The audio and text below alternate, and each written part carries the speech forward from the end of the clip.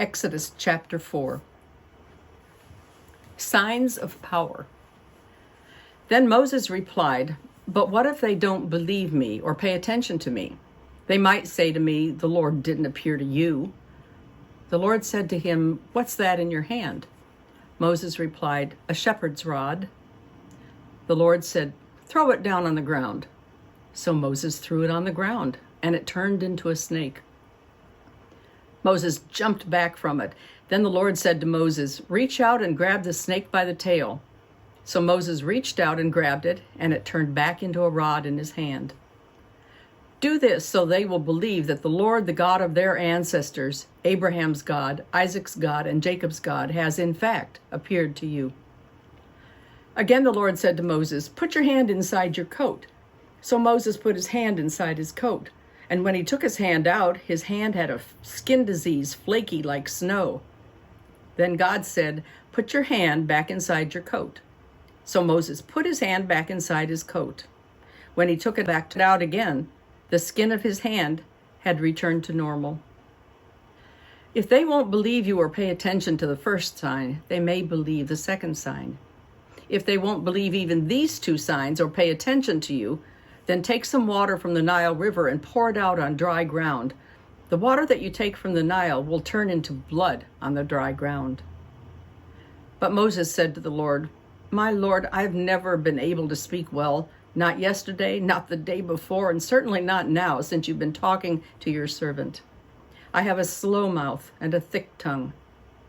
Then the Lord said to him, "Who gives people the ability to speak? Who's responsible for making them unable to speak or hard of hearing, sighted or blind? Isn't it I, the Lord? Now go, I'll help you speak, and I'll teach you what you should say." But Moses said, "Please, my Lord, just send someone else." Then the Lord got angry with Moses and said, "What about your brother Aaron the Levite? I know he can speak very well. He's on his way out to meet you now, and he's looking forward to seeing you. Speak to him and tell him what he's supposed to say. I'll help both of you speak, and I'll teach both of you what to do. Aaron will speak for you to the people. He'll be a spokesperson for you, and you will be like God for him. Take this shepherd's rod with you, too, so that you can do the signs."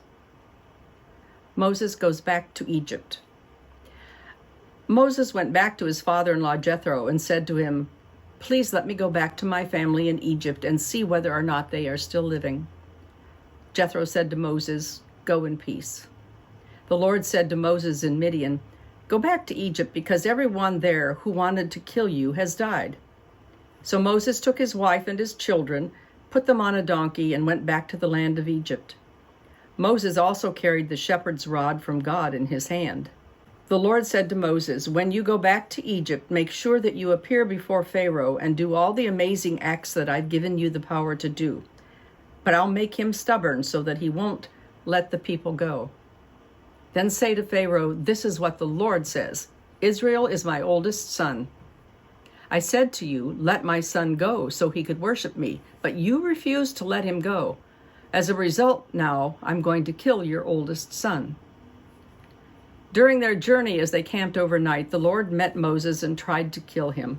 But Zipporah took a sharp-edged flint stone and cut off her son's foreskin.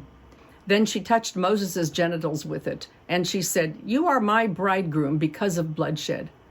So the Lord let him alone. At that time she announced, "A bridegroom because of bloodshed by circumcision."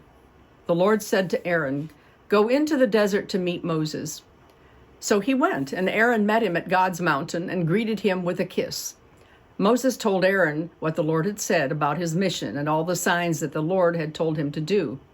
Then Moses and Aaron called together all the Israelite elders. Aaron told them everything that the Lord had told Moses, and he performed the signs in front of the people. The people believed. When they heard that the Lord had paid attention to the Israelites and had seen their oppression, they bowed down and worshipped.